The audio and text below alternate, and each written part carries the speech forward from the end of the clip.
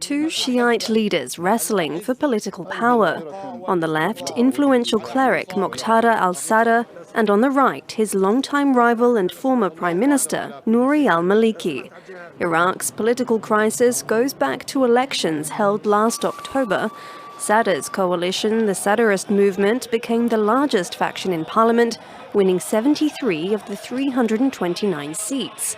Sadr said he wanted to form a so-called national majority government, including Sunni Muslims and Kurds, hoping to sideline his Iran-backed rivals like Maliki.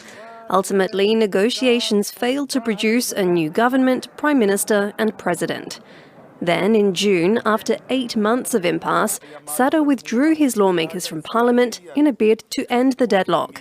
The empty seats were then filled by the Iran-backed coordination framework, of which Maliki is a key figure, though this only led to a new wave of intense debate and protests.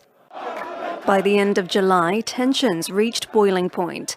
Rejecting the pro-Iran bloc's choice for Prime Minister, thousands of Sadr supporters stormed Baghdad's heavily fortified Green Zone.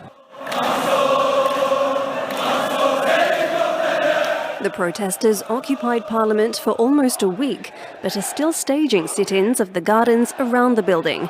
The takeover has forced the suspension of parliamentary sessions. Now, Sadr is calling on the Iraqi judiciary to dissolve Parliament by the end of next week and wants unspecified changes to the constitution.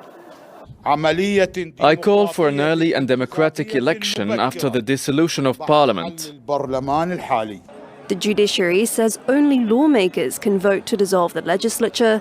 On Monday, Maliki said Parliament needed to reconvene.